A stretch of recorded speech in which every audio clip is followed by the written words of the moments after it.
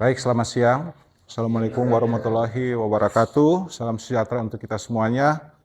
Baiklah, pada siang hari ini kita akan mulaikan kuliah dengan mata kuliah Hukum Acara Pidana dan Praktek Peradilan Pidana. Nah, di sini topiknya adalah penahanan menurut KUHP.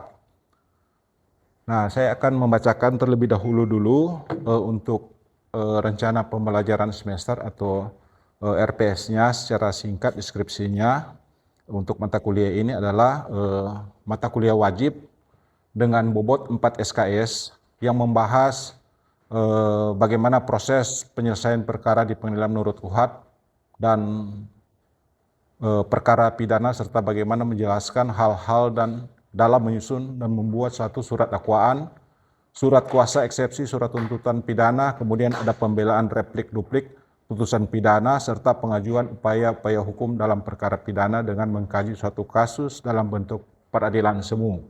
Nah, berarti di sini adanya suatu proses sesuai dengan ketentuan KUHP, mulai dari pasca adjudikasi, kemudian ada adjudikasi, kemudian ada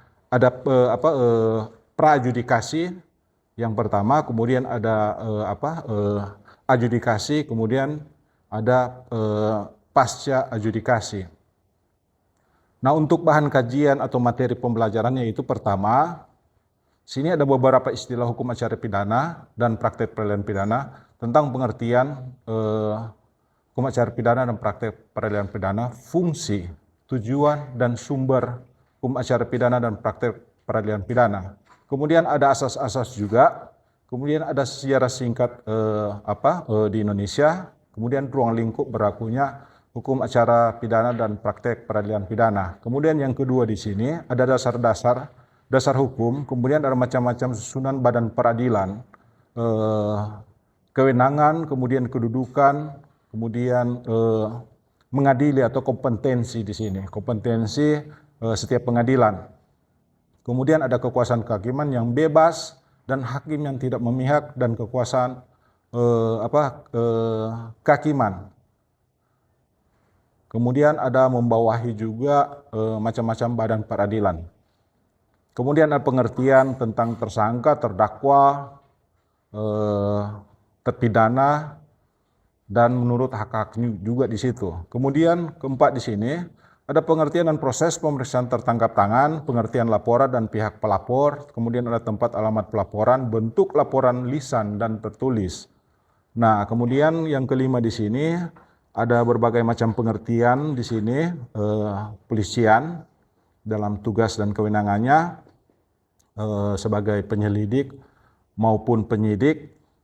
Kemudian ada fungsi penyelidikan dan wewenang penyidik. Kemudian kewajiban dan proses-proses selanjutnya dalam proses penyidikan di yang saya sebutkan tadi ada dalam adjudikasi, pra-adjudikasi lah di situ karena dalam proses penyidikan. Kemudian pengertian penangkapan penahanan, pengalihan penahanan, penangguhan penahanan, serta pejabat yang wewenang melakukan penahanan. Kemudian nanti ada pengurangan masa tahanan sesuai dengan ada putusan pengadilan yang pengurangannya sesuai dengan masa tahanan. Kemudian pengertian jenis, syarat, dan contoh-contoh surat kuasa. Kemudian selanjutnya kita masuk pada ujian tengah semester nanti. Dan kemudian selanjutnya acara pemeriksaan perkara pidana di pengadilan, persiapan persidangan dalam bentuk peradilan semu. Nah, itu sudah masuk dalam suatu kita analisis kasus seperti apa kasus posisinya dan kita praktekkan di dalam peradilan semu atau moot court di situ. Nah, kemudian yang ke-10 untuk selanjutnya ada penuntutan dan surat dakwaan.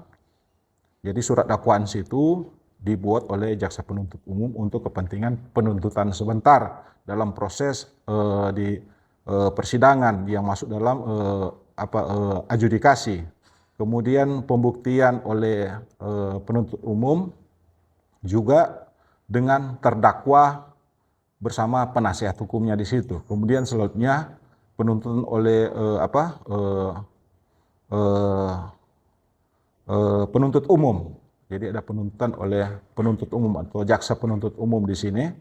Kemudian nanti juga di situ ketika ada penuntutan di situ juga ada kesempatan bagi penasihat hukum untuk melakukan satu pledoi di situ, pembelaan di situ.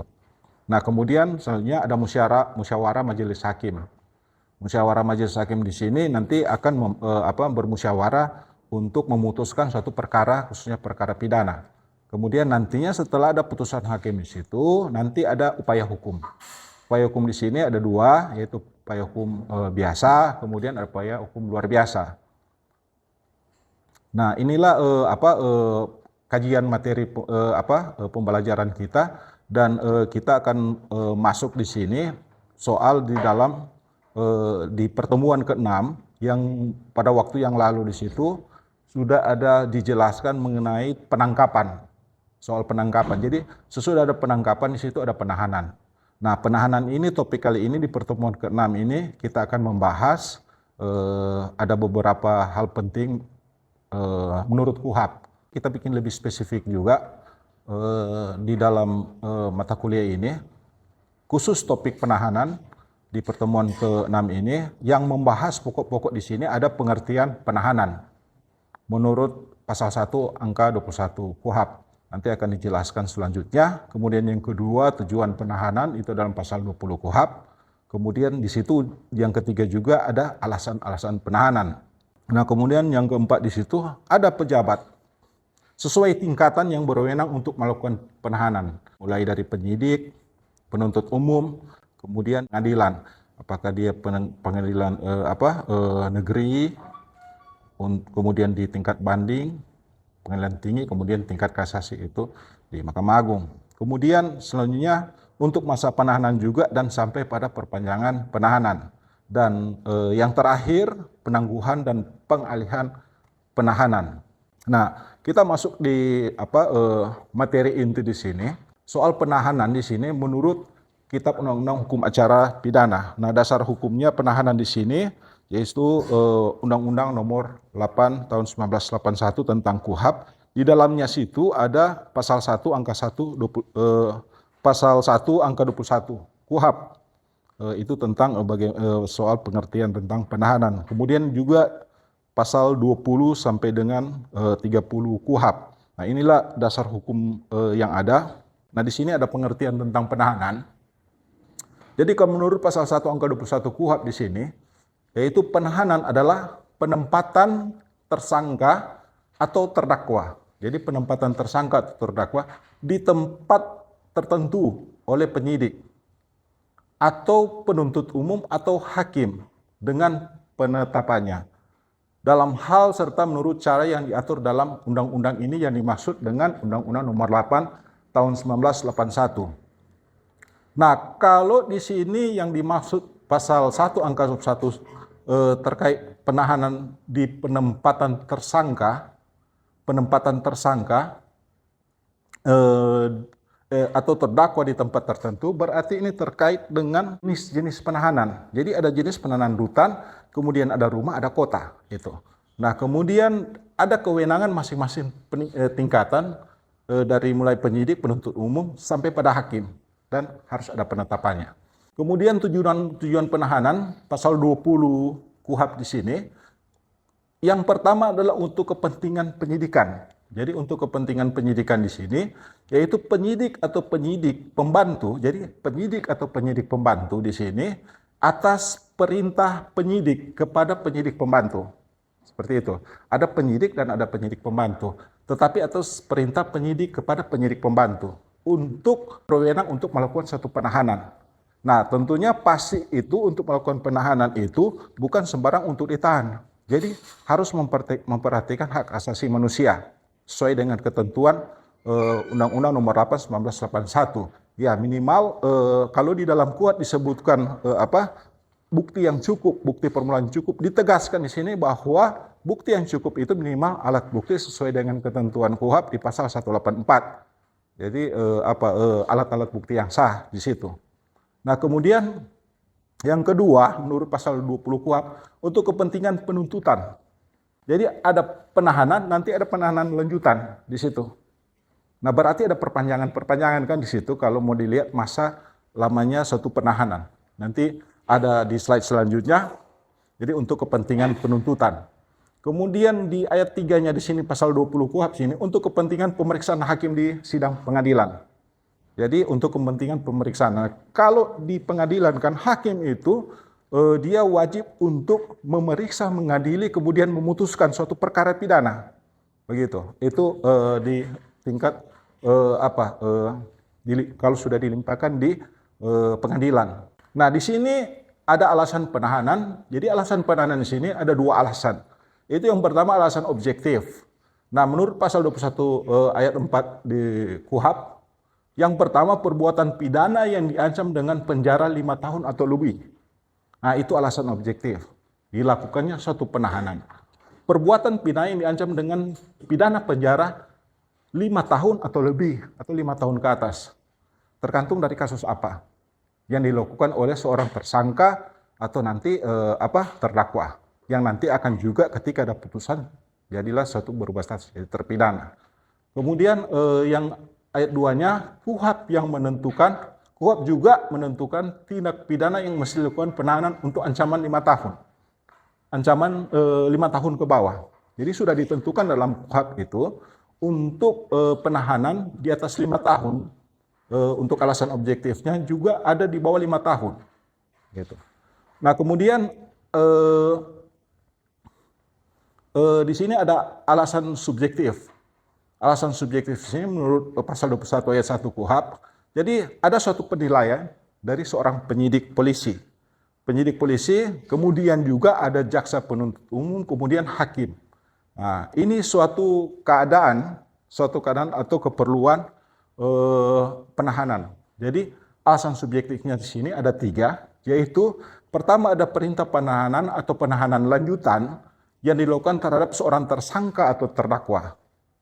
Nah, yang diduga keras melakukan tindak pidana berdasarkan bukti yang cukup. Nah, kalau yang dimaksud dengan berdasarkan bukti yang cukup itu adalah minimal 2 alat bukti di situ. Nah, itu sudah ditegaskan dalam putusan MK di sini untuk frasa bukti yang cukup. Untuk frasa bukti yang cukup. Nah, untuk frasa bukti yang cukup dalam putusan MK di sini nomor 21 garing PUU garis datar angka Romawi 12 kemudian garing 2014 tentang permulaan yang cukup di sini. Jadi kalau bukti permulaan cukup sudah dipertegas dalam putusan MK di sini yaitu minimal 2 alat bukti yang sah menurut pasal 184 KUHP. Kemudian yang pertama tadi untuk alasan subjektifnya tadi sudah disampaikan perintah penahanan atau penahanan lanjutan dilakukan terhadap seorang tersangka atau terdakwa yang diduga keras melakukan suatu tindak pidana berdasarkan bukti yang cukup, yaitu minimal 2 alat bukti. Kemudian yang kedua, adanya keadaan yang menimbulkan suatu kekhawatiran. Jadi ada kekhawatiran dari penyidik, dari jaksa, dari penuntut umum, dari hakim. Soal apa? Soal bahwa tersangka atau terdakwa akan melarikan diri. Nah, itu alasan subjektifnya. Khawatir juga kalau tersangka atau terdakwa ini nanti dia akan merusak atau menghilangkan barang bukti yang terkait dengan perbuatan pidananya. Kemudian nanti dikhawatirkan juga akan nanti mengulangi satu tindak pidana. Kemudian di sini pasal 21 di sini pasti kalau dilakukan satu penahanan harus ada surat tugas dan surat perintah untuk dilakukan satu penahanan atau penahanan lanjutan. Di sini juga untuk tindak pidana dengan ancaman penjara 5 tahun atau lebih, itu di dalam yang sudah disebutkan tadi, ini sudah dipertegas juga yang soal tindak pidana yang walaupun di bawah 5 tahun perlu dilakukan satu penahanan, tetapi ini sudah ditentukan oleh KUHP. Ada pasal 282 ayat 3, pasal 296, pasal 335 ayat 1, pasal 351 ayat 1, dan seterusnya 372, pasal 378 soal penipuan dan penggelapan di situ. Nah, di sini ada kewenangan yang akan melakukan suatu penahanan di semua tingkatan. Ya. Jadi kalau di tingkatan sesuai dengan tingkatan yang berkewenangan penahanan yaitu di sini adalah penyidik, juga ada jaksa penuntut umum, kemudian hakim. Hakim di situ. Jadi diberikan kewenangan oleh undang-undang untuk bisa melakukan penahanan. Dan sudah disampaikan tadi, penahanan itu ada alasan objektif dan alasan subjektif. Masa penahanan di sini juga untuk masa penahanan tersangka atau terdakwa. Jadi sesuai dengan ketentuan pasal 24 sampai 28 KUHP, di sini yang berwenang melakukan penahanan yaitu penyidik. Nah, di sini juga ada lamanya suatu penahanan. Lamanya suatu penahanan ini 20 hari. Ditentukan dalam undang-undang 20 hari. Jika selama 20 hari ini penyidik belum selesai juga untuk melakukan penyidikan di situ dan prosesnya belum itu, maka diperlukan penambahan waktu selama 40 hari atas mendapatkan izin dari jaksa penuntut umum. Jadi nanti penyidik akan bersurat kepada penuntut umum, atau itu adalah soal koordinasi antara pihak penyidik dengan kejaksaan, jaksa penuntut umum, bahwa telah nanti kan awalnya kan itu ada yang namanya SPDP, surat perintah dimulai penyidikan, komunikasi itu mulai jalan di situ.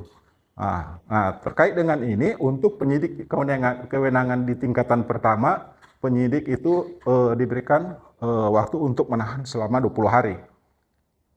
Dan yang harus menyurat kepada penuntut umum untuk bisa diperpanjang lagi selama 40 hari. Jadi totalnya di sini 20 hari ditambah perpanjangan 40 hari, jadi 60 hari di situ. Kemudian di tingkat penuntutan, penuntut umum juga diberikan waktu selama 20 hari.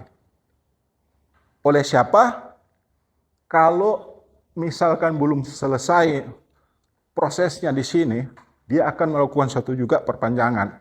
Nah, itu juga ada permohonan kepada Ketua Pengadilan Negeri untuk dapat diperpanjang selama 30 hari. Jadi totalnya 50 hari di sini.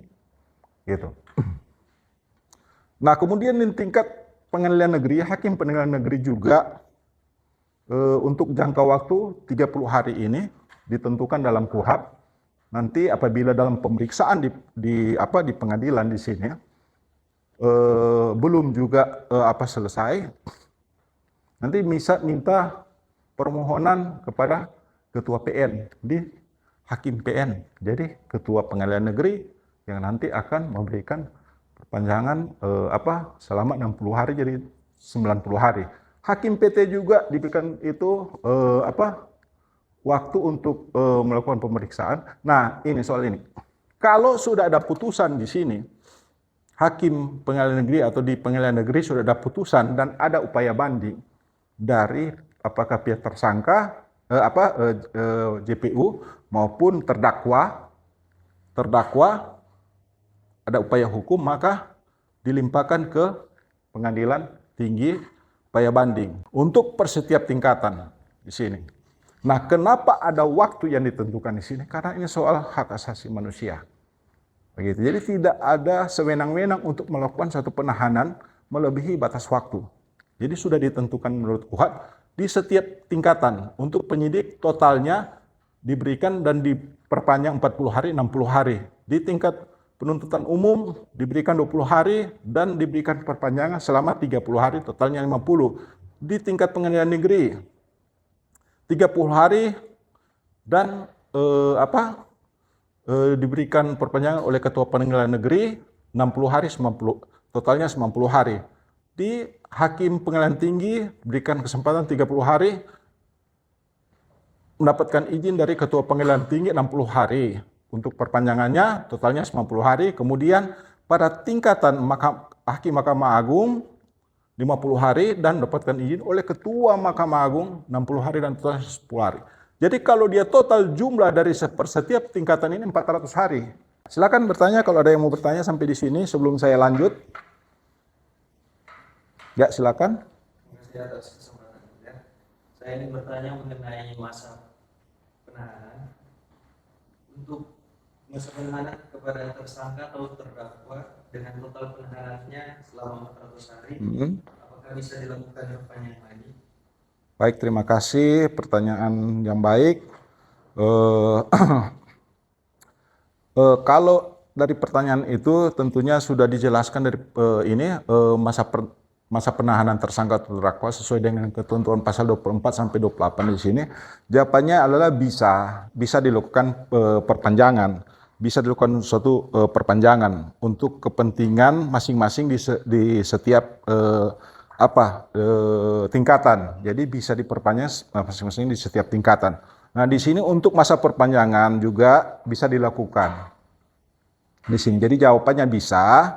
Ya, menurut pasal 29 ayat 1 di sini dan ada pasal 29 ayat 2 KUHP untuk masa perpanjangannya. Di sini ada dikecualikan juga untuk jangka waktu penahanan di sini. Yaitu guna kepentingan pemeriksaan penahanan terhadap tersangka atau terdakwa. Nah, diperpanjang berdasar alasan yang patut dan tidak dapat dihindarkan. Nah, ada dua di situ, yaitu yang pertama, tersangka atau terdakwa menderita gangguan fisik atau mental yang berat. Nah, itu dibuktikan dengan surat keterangan dokter. Ya, mungkin ada tekanan-tekanan dari apa semua sehingga dia ada gangguan secara fisik. Begitu, kemudian juga ada tekanan-tekanan itu bisa mengganggu secara psikologisnya, terganggu mentalnya. Tetapi dengan catatan harus ada keterangan dokter.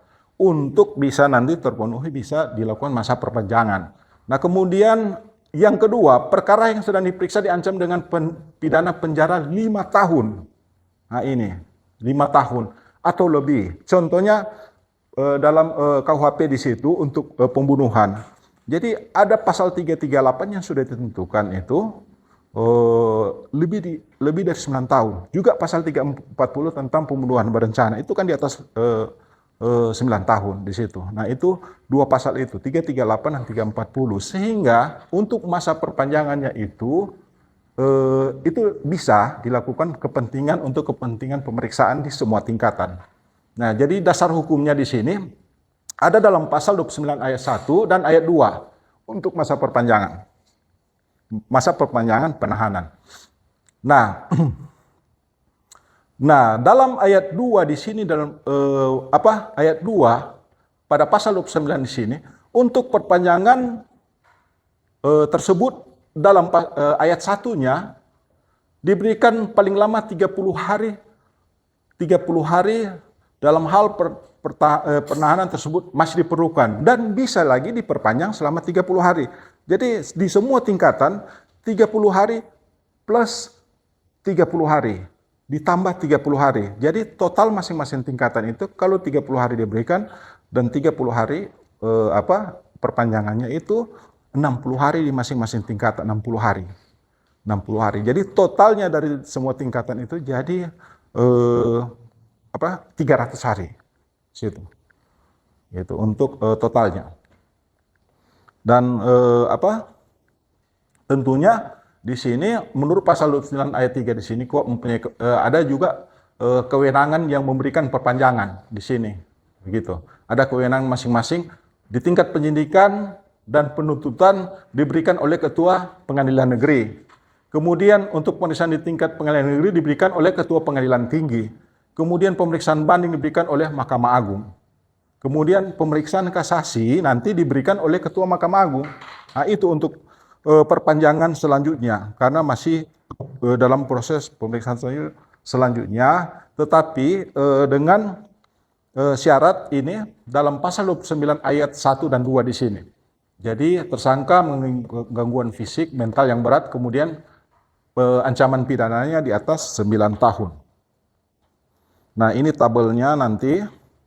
Nah, untuk jenis-jenis penahanan, ini di sini ada 3 jenis penahanan menurut pasal 22 KUHP. Jadi ada tahanan rumah, tahanan negara, rumah tahanan situ. Jadi rutan, rumah tahanan, di tahanan misalnya di Polres, kalau di Manado sini ada Malendeng situ. Begitu. Ada juga yang penting rumah tahanan negara, bukan di rumah masing-masing polisi, di setiap tingkatan yang berbeda. berbeda. Jadi bukan tahanan masing-masing rumah kita. Jadi tahanan negara, rumah tahanan negara di situ. Kemudian ada penahanan rumah dan penahanan kota, gitu. Nah, kalau di tahanan rumah tahanan negara di sini memang untuk sementara waktu itu dia masih dikekang. Jadi nah, sehingga kalau di penahanan rumah di sini dia agak bebas dan begitu juga di kota. Tetapi di sini terkait dengan adanya kalau misalkan dia sudah masuk rutan di sini ada bisa dialihkan. Penangguhan pertama, penangguhan kemudian bisa juga dialihkan. Penangguhan itu ditangguhkan atas permohonan dari kuasa hukumnya, penasihat hukumnya untuk bisa ditangguhkan. Nah, status sebagai statusnya sebagai tahanan itu tidak melekat, jadi penangguhan. Nah, kemudian kalau dia ada pengalihan di situ, jadi tahanan rutan di situ dialihkan menjadi tahanan rumah, bisa juga dialihkan menjadi tahanan kota, begitu. Ya, saya kira sampai di sini dulu. Jadi saya ambil sumber dari materi ini dari Dr. Wahyu Priyanka Nata Permana SH.MH. Itu sumbernya saya ambil di sini. Kalian pelajari juga di YouTube berbagai video-video yang ada di YouTube tentang ilmu pengetahuan hukum. Dan izinkan saya nanti bisa melanjutkan di mata kuliah berikut dengan topik-topik selanjutnya, yaitu nanti ada sudah penahanan, nanti ada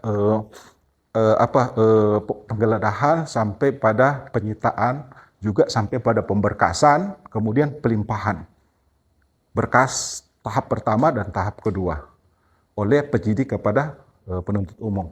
Tapi untuk berikut, nah saya akan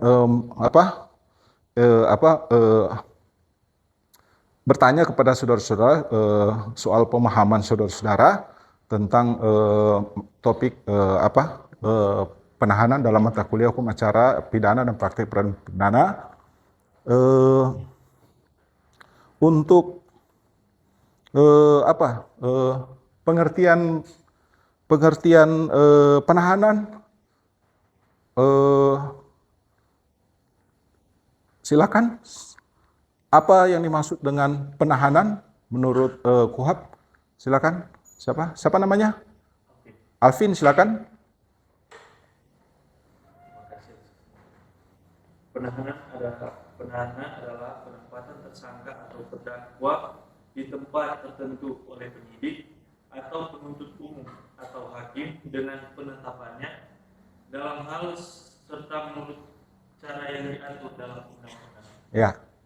Oke, itu saudara nanti mempelajari di situ ada pengertian penahanan di situ terhadap tersangka atau terdakwa ya. Saya kira itu dulu. Nanti saudara-saudara kedepannya untuk lebih memahami tentang ilmu pengetahuan hukum, khususnya di mata kuliah hukum acara pidana dan praktek peradilan pidana secara teori, dan pada prakteknya nanti kita akan bertemu di pertemuan selanjutnya. Saya kira demikian, sekian dulu kuliah saya, dan terima kasih banyak kepada para mahasiswa-mahasiswi yang sudah memperhatikannya, dan kiranya itu bisa berguna untuk kita semua. Sekian, terima kasih. Wassalamualaikum warahmatullahi wabarakatuh. Selamat siang. Ya, sama-sama.